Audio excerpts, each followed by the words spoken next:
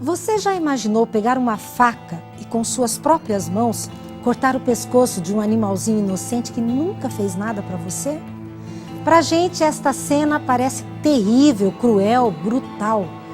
Mas era assim que o povo que viveu no tempo de Adão até a morte de Cristo fazia para pedir perdão dos pecados. Mas por que Deus pediu para o povo fazer isso? Por que Deus pediu para eles construírem um santuário, um templo? E todo aquele ritual, o que significava? É importante ainda saber no dia de hoje? Esta é a série Princípios e nós te convidamos a aprender coisas que você nem sequer imaginou serem possíveis. O Está Escrito de hoje começa agora.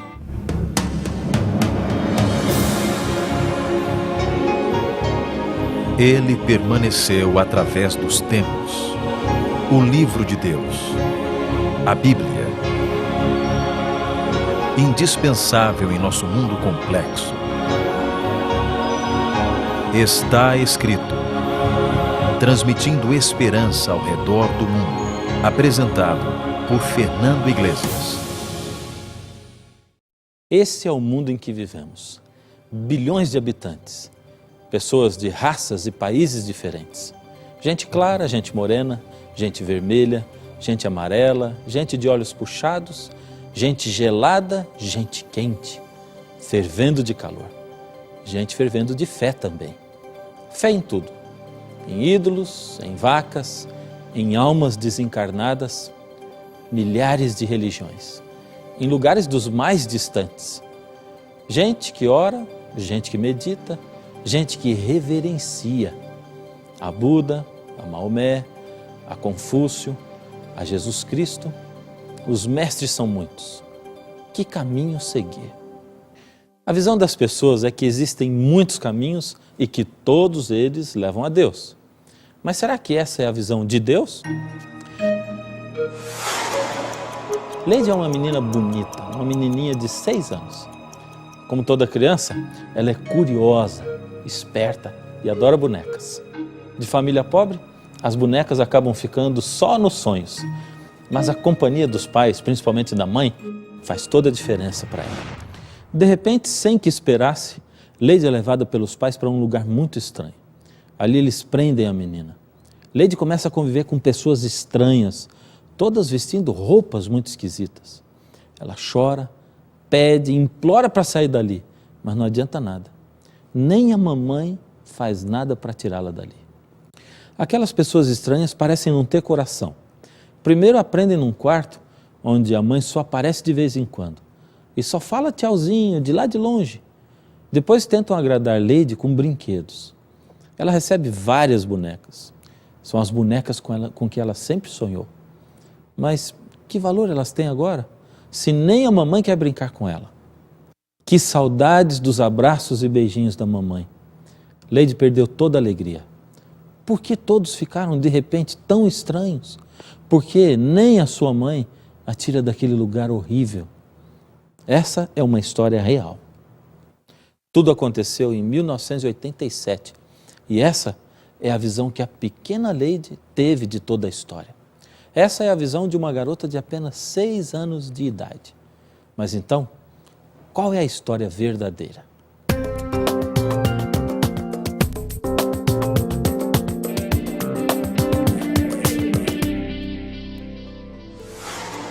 Roberto era catador de papel e ficou sabendo que havia uma peça de chumbo de muito valor nas antigas dependências do Instituto de Radioterapia na cidade de Goiânia.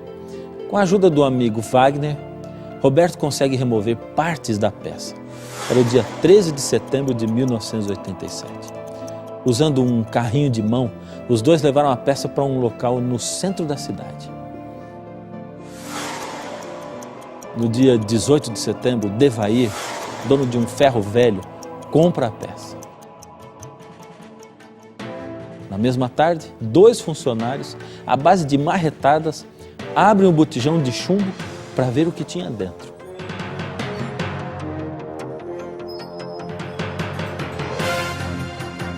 E Devair se encantou com o intenso brilho azul daquele pó. Admirado, levou o material para casa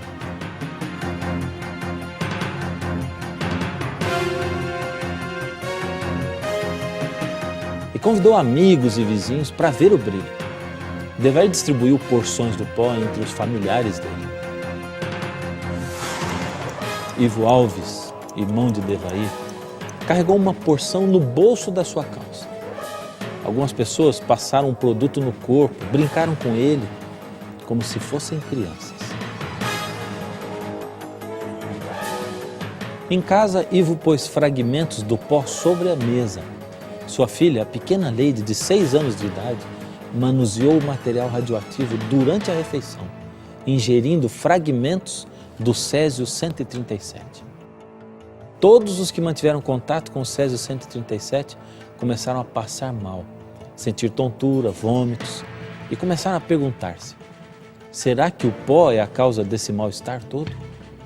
Com a ajuda de funcionários do Ferro Velho, eles foram de ônibus até a vigilância sanitária para levar aquele material suspeito. A Secretaria de Saúde foi comunicada da existência da estranha peça. E o físico Walter Mendes confirmou que o material era radioativo. A Comissão Nacional de Energia Nuclear foi avisada. Devair e seus familiares foram convencidos a deixar suas casas. As vítimas foram levadas para o Hospital de Doenças Tropicais e as que se encontravam em melhores condições foram monitoradas no Estádio Olímpico. Entre as vítimas está Leide, com 6 anos de idade. Ela não entende, mas teve que ser colocada no isolamento. Lá ela chora, sente falta da mãe. Bonecas, brinquedos, tudo o que uma criança poderia desejar em termos de brinquedos lhe é oferecido para que ela se sinta melhor, para que pare de chorar. Mas nada a faz parar. Ela sente a falta da mamãe. A mãe de Leide se desespera ao ver o sofrimento da pequenina e sofre também por não poder abraçá-la, beijá-la, nunca mais. Mas mesmo assim, a mãe sabe que essa é a única maneira de poder ajudar pelo menos um pouquinho a pequena Leide.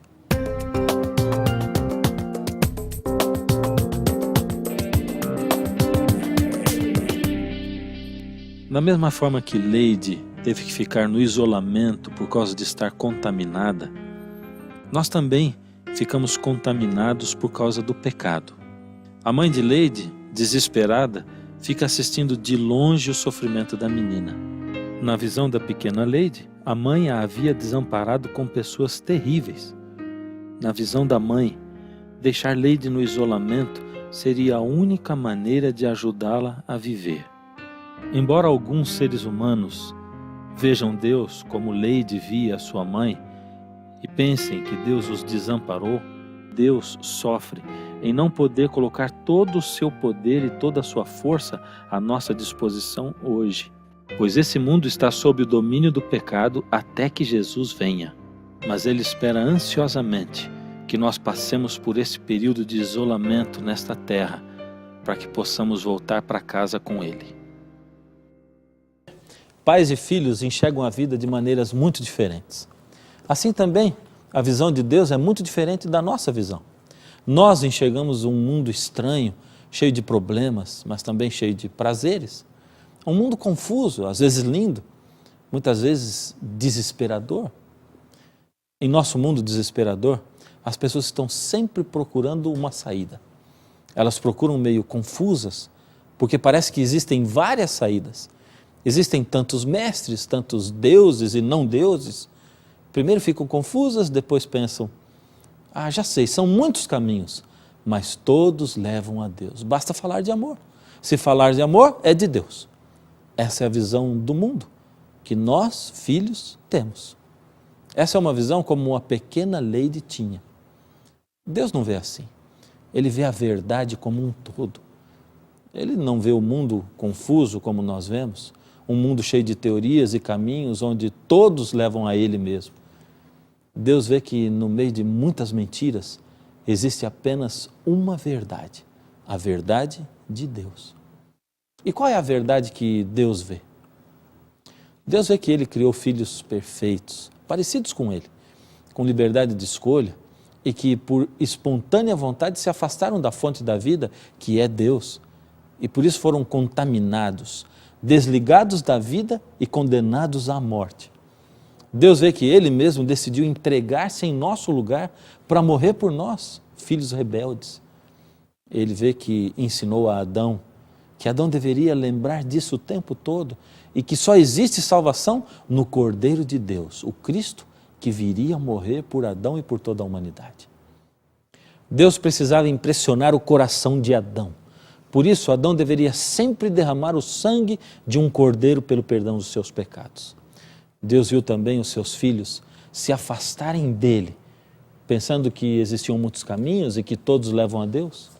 Ele viu seus filhos se misturando com os egípcios, adorando ídolos, deuses como o sol, o rio Nilo, adorando animais. E tudo isso acontecia apesar de ele mostrar que o único caminho para a salvação seria sempre o cordeiro que representava Jesus que viria morrer. Então Deus achou bom mostrar claramente a salvação ao seu povo.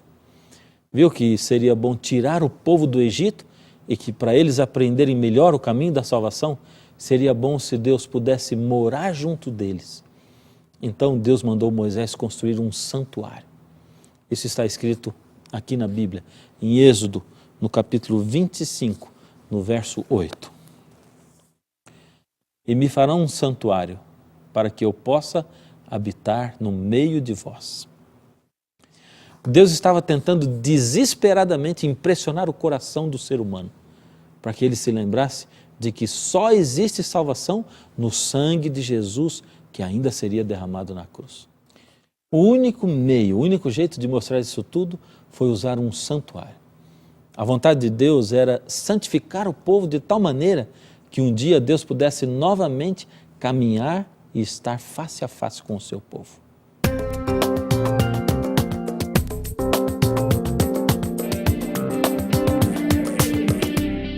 Veja que diferença entre o pensamento de Deus e dos seres humanos. Se Deus achasse que todos os caminhos são bons, que todos os mestres são sábios e importantes e que a salvação está em todas as religiões, ele deixaria o povo seguindo a religião dos egípcios com as suas pirâmides. Deus nunca se daria o trabalho de mandar construir um santuário como aquele e jamais prometeria que ele, Deus, habitaria naquele santuário. Mas Deus queria mostrar que só existe um caminho, uma verdade, e que só em Jesus podemos ter vida. Por isso, Deus deu instruções detalhadas, medidas específicas, explicou quais materiais e utensílios deveriam ser utilizados no santuário e disse que mostraria a Moisés o santuário que existe no céu para que servisse de modelo para ser copiado. Por isso, em Êxodo 25, 40, está relatado o seguinte: vê, pois, que tudo faças segundo o modelo que te foi mostrado no monte. E essa ideia se completa em Hebreus, no capítulo 8, verso 1.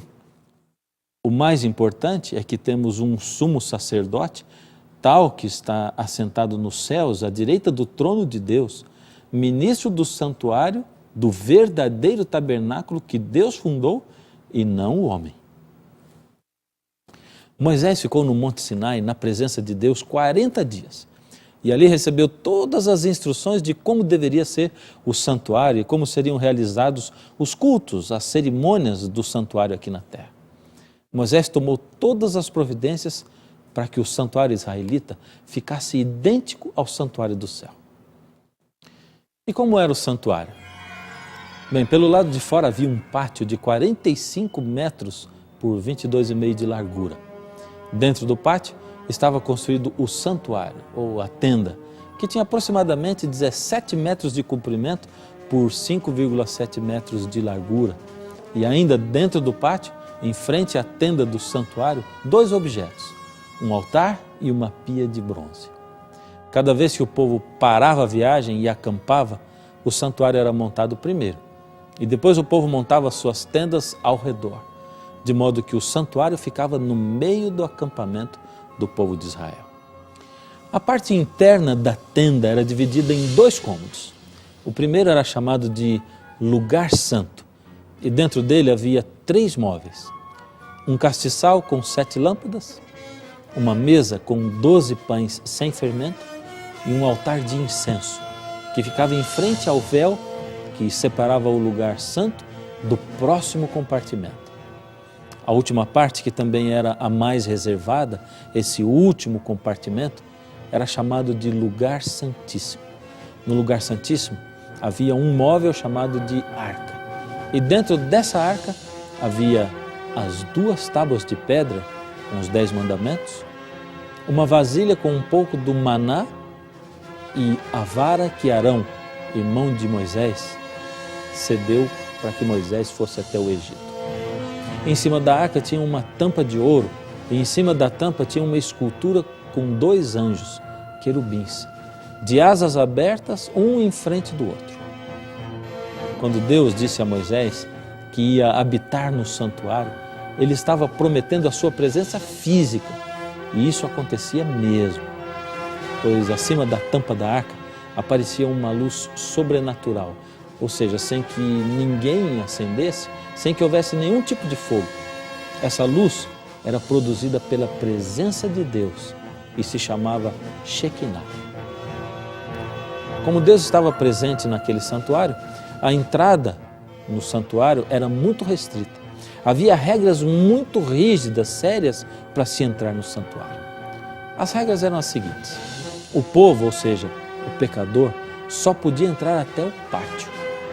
No lugar santo, só podiam entrar os sacerdotes. Os sacerdotes eram os homens separados para trabalhar para Deus ali no santuário, no templo. E no lugar santíssimo, só o sumo sacerdote poderia entrar. O sumo sacerdote era o principal, o chefe dos sacerdotes.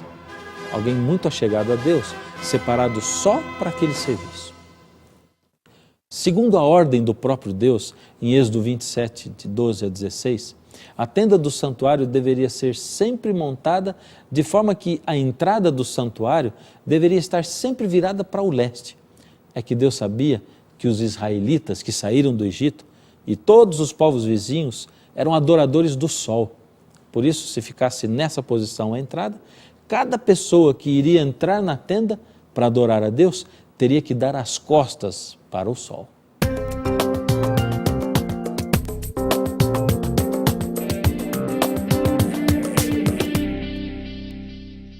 Aqui é que está a grande diferença entre Deus e a maioria das pessoas.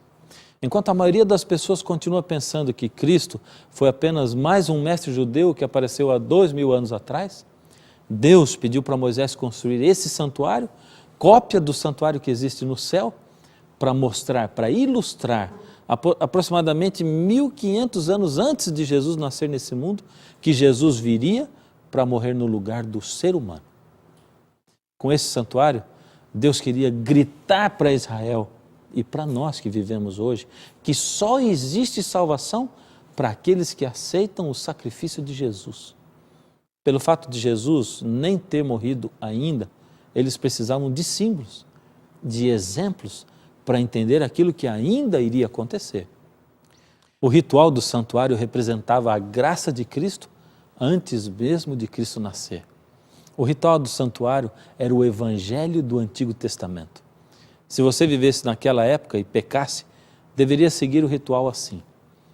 Primeiro você deveria levar um animal e entrar pela primeira porta do santuário, a porta do pátio. Essa porta tinha um nome. No pátio estavam o altar de sacrifício e a pia para purificação. O animal era colocado sobre o altar. Você colocaria as mãos sobre o animal e, na presença do sacerdote, confessaria os seus pecados a Deus. Aquilo era como se você estivesse transferindo o seu pecado para o animal. Em seguida, você com as suas próprias mãos mataria o animal, que representava a morte de Cristo, um inocente morrendo em meu lugar. Então entregaria o animal morto ao sacerdote e a partir daí, como você não podia mais entrar no santuário, o sacerdote seria o seu intercessor, o seu representante. Agora, tudo estava nas mãos do sacerdote, que recolhia o sangue, purificava-se na pia do lado de fora e entrava no santuário. Para isso, ele tinha que passar pela porta que separava o pátio do lugar santo. Essa segunda porta também tinha um nome. Ali no lugar santo, o sacerdote encontrava os 12 pães sem fermento, o castiçal com 7 lâmpadas e o altar de incenso. Os 12 pães representavam a Jesus, o pão da vida, mas quem deve levar o pão da vida às pessoas é o povo de Deus. E aí entra o número 12, que era o número das 12 tribos de Israel, os 12 filhos de Jacó. Aliás, esse também foi o número dos 12 discípulos de Cristo. E o castiçal com 7 lâmpadas representava a Jesus, a luz do mundo, mas também a igreja de Deus, aquela que seria responsável por levar a luz da verdade, que é a palavra de Deus, ao longo da história do mundo. O altar de incenso representava a oração do povo, mas não podemos esquecer que Jesus é o nosso intercessor, nosso sumo sacerdote, como diz em Romanos 8:34. Esse trabalho acontecia todos os dias no santuário. Ali o sacerdote pegava o sangue do cordeiro, que continha simbolicamente os pecados do pecador arrependido, e aspergia, ou seja, respingava, espirrava o sangue do cordeiro no véu que separava o lugar santo do lugar santíssimo, derramando também parte dele sobre a base do altar. Com esse gesto, o sacerdote passava simbolicamente os pecados do povo, que estava no sangue do cordeiro, para o santuário. E como isso acontecia todos os dias do ano, era como se durante o ano todo o santuário ficasse carregado pelos pecados do povo. Por isso Deus ordenou a Moisés que deveria haver um dia no ano em que o santuário deveria ser purificado. Seria o dia em que todos aqueles pecados que foram acumulados no santuário durante o ano todo seriam retirados, seriam perdoados por Deus e o santuário ficaria purificado. Nesse dia, o sacrifício era sempre às 3 horas da tarde. O dia da purificação era um dia muito especial. Era chamado o dia da expiação. Em hebraico, o Yom Kippur, ou seja, o dia do perdão dos pecados e da purificação do santuário.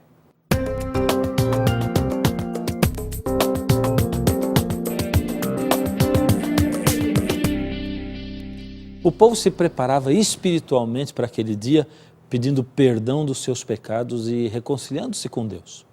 O sumo sacerdote também precisava pedir perdão e se purificar, porque naquele dia ele apareceria diante de Deus. Então, nessa única vez no ano, o sumo sacerdote passava pela primeira, pela segunda e pela terceira portas do santuário e ia até o lugar santíssimo. Bem, a terceira porta também tinha um nome. Ao passar pela terceira porta, o sacerdote se colocava na real presença de Deus, que estava ali, manifestada fisicamente através daquela luz chamada Shekinah. Você consegue perceber que coisa fantástica acontecia ali? O sumo sacerdote, que era o representante dos pecadores, levava para a presença de Deus o sangue do cordeiro, que representava a Cristo. Ali na presença de Deus, ele dizia mais ou menos assim: Senhor, todos nós nos afastamos do Senhor. Estamos longe, sem esperanças e condenados a morrer para sempre. Mas, Senhor, lembre-se de que o seu Filho se ofereceu e virá morrer no lugar de cada um de nós que estamos oferecendo ao Senhor este sacrifício. Nós não merecíamos, mas Ele se ofereceu. Nós não merecíamos, mas Ele, mesmo sendo Deus, virá aqui para morrer por nós. E ali, o sacerdote intercedia pelo povo, ou seja, ele pedia perdão a Deus pelos pecados do povo. Por acaso passou pela sua mente uma pergunta mais ou menos assim: para que todo esse ritual? Por que Deus simplesmente não perdoava o pecado e pronto? A resposta é simples. É porque Deus sabia que iriam andar dizendo por aí que existem muitos caminhos. Então Ele queria impressionar, mostrar que só existe um caminho. Você também ficou curioso para saber o nome daquelas 3 portas do santuário? Bem, a primeira porta se chamava Caminho, a segunda se chamava Verdade e a terceira se chamava Vida. Por isso Jesus disse em João 14, verso 6, eu sou o caminho, a verdade e a vida. ninguém vem ao Pai senão por mim. Jesus estava declarando a todos que Ele é a única porta da salvação. Lembre-se disto. Perceba que tem um monte de gente dizendo que existem outros caminhos, outras verdades, outras saídas para a morte. Dizem que existe um Deus dentro de você. Muitos dizem que você é imortal, que a sua alma continua sempre viva, independentemente de você aceitar a Jesus ou não. Outros dizem que tanto faz se você crê em qualquer outra doutrina, mesmo que não seja nem a Bíblia. Jesus continua dizendo: eu sou o caminho, a verdade e a vida. Ninguém vem ao Pai senão por mim. E nenhum outro há salvação, pois também debaixo do céu nenhum outro nome há dado entre os homens pelo qual devamos ser salvos. Atos 4:12. Todos os sacrifícios de animais serviam para dizer à humanidade toda que alguém inocente viria morrer em seu lugar. João Batista, o primo de Jesus, quando viu Jesus passando, disse o seguinte: vejam, esse homem é a versão verdadeira do Cordeiro de Deus que tira o pecado do mundo. Ali estava o único homem do mundo que pode levar alguém à salvação.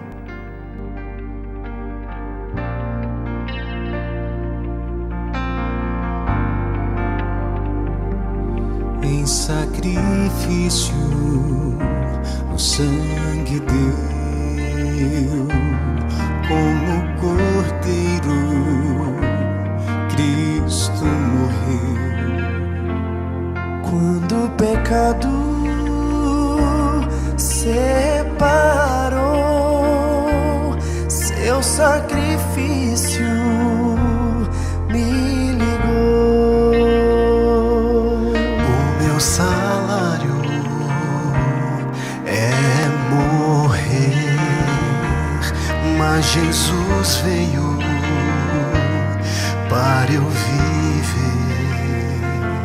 Só pelo sangue que derramou, Cristo Cordeiro me salvou. Quero que Deus transforme o meu coração e que me torne em morada para si. Pelo seu sangue me purifique e um santuário faça em mim. Um santuário Deus formou há muito tempo e habitou entre seu povo, e hoje enfim quer ser presente junto a mim. Quero que Deus transforme o meu coração e que me torne em morada para si. Pelo seu sangue me purifique e um santuário faça em mim. E um santuário faça em mim.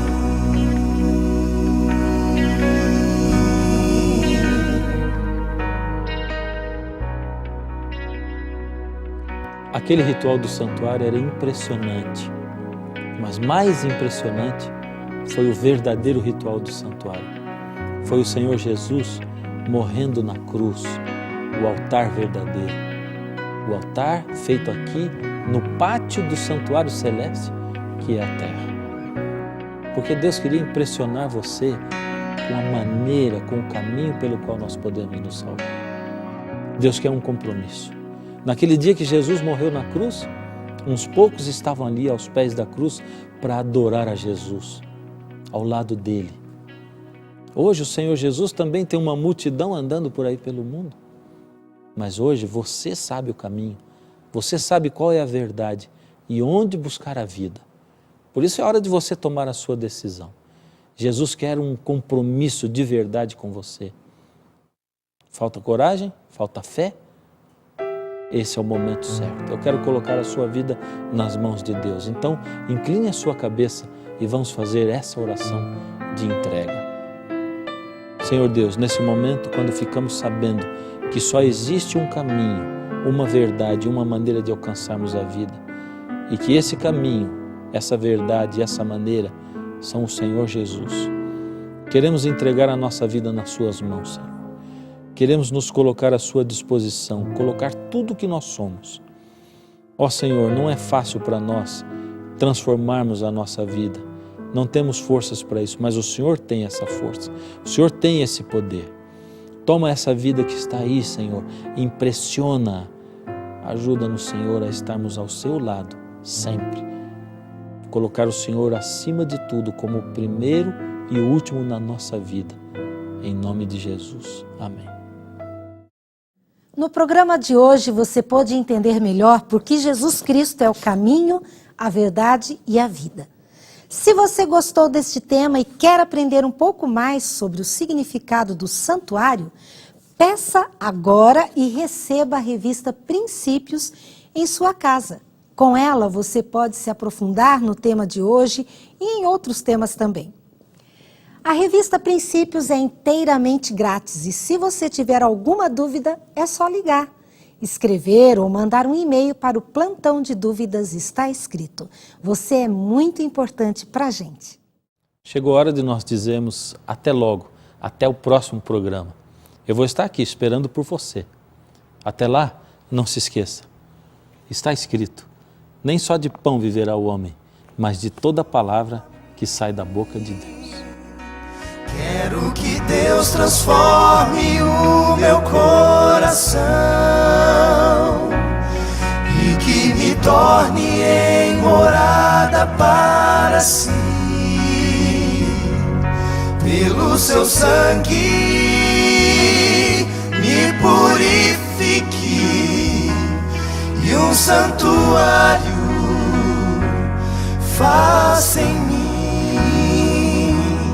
E um santuário faça em mim.